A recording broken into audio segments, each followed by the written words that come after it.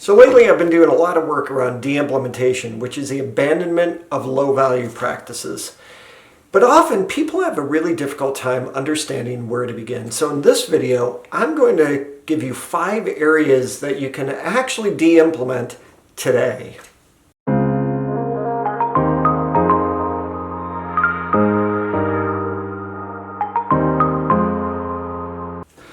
All right, so I find that de-implementation can often be kind of that researchy word that people get caught up in. So it's really just something that was created in the medical field, researched in the medical field back in 2017. And it's a fantastic idea because it's about either partially reducing or replacing what we're doing. Now, the medical field was all about the abandonment of low-value practices. I started to look and say, we can partially reduce or we can replace. The first place that we can actually start is common formative assessments. That's a partial reduction. I know that sounds crazy because people are going to think we're supposed to assess our students. But what I'm finding is that often teachers assess their students, or they're told to assess their students quite often, but they don't do anything with the assessments. The whole idea behind common formative assessments is to make sure that not only do you assess your own students' learning, but you're also looking at your own practice, because what we've learned from people like John Hattie is that assessment is actually feedback back to us. Now, the second of those things that you can start de-implementing today is that of overcoaching. This one might be a little bit more difficult, I give you that, because often what I find is that when a teacher is struggling, there are sometimes that leaders will offer coaching, but send 3 or 4 different people in. I have actually worked with a school district a few years ago that they told me that one teacher was working with 8 different coaches. Why would you ever do that? Overcoaching can really be an issue. We have to make sure that we're matching up the right people. And the risk is that if we're overcoaching, it means that we might have 4 or 5 people that are giving teachers different messages. The third one on the list is school improvement plans. And I recently wrote about this for my Finding Common Ground blog. I know it sounds strange, but the school improvement plan, not that you can partially reduce it, but you can actually replace how you go about it. I've worked with school leaders that will create their school improvement plans, or what they call their academic plans, in the summer. And one of the things that happens is that I've actually been with leadership teams in the fall where teachers are saying, I've never seen this before. That's kind of crazy.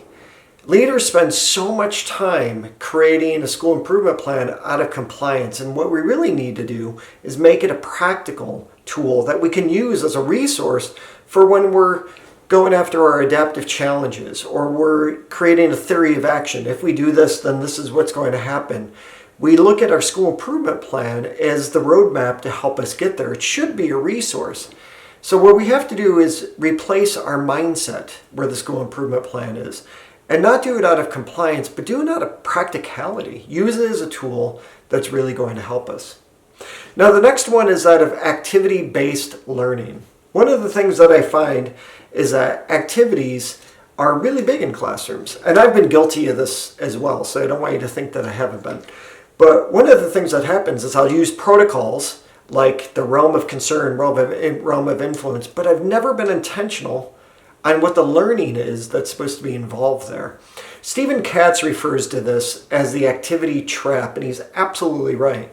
One of the things that I've had to learn how to do is not just talk about the protocol. And in classrooms, I've seen a lot of teachers using graphic organizers. One of the things that we have to do is replace that activity-based thinking about this is a graphic organizer and be much more intentional about the learning that should be taking place. Now, the fourth one is out of walkthroughs. I've been a huge fan of talking about walkthroughs. I've had a couple of videos talking about how I define the difference between walkthroughs and learning walks. But one of the things that I find is that I'm working with leaders who have multiple walkthrough tools. That can be really confusing. And then they end up doing it out of compliance, not out of something they're going to learn from. If we're going to talk about activity-based to a learning-based theme, then walkthroughs need to be the same thing. They can't be something that we're actually doing out of compliance. They have to be something that we go in and we want to learn something. Learn what's going on in the classroom. Learn what students are learning. Learn how teachers are using instructional strategies. Learn about our own instructional leadership as leaders. So using multiple walkthrough tools can be very confusing because then it becomes about the tool and not about the learning that's supposed to be happening. De-implementation, the abandonment of low-value practices. And when I started to look at it, I defined it as a partial reduction or a replacement action. It doesn't have to be as difficult as we sometimes make it. I hope you found this video helpful. If you do, please give it a like and consider subscribing to this channel too, where I have other educational videos. Thank you for your time.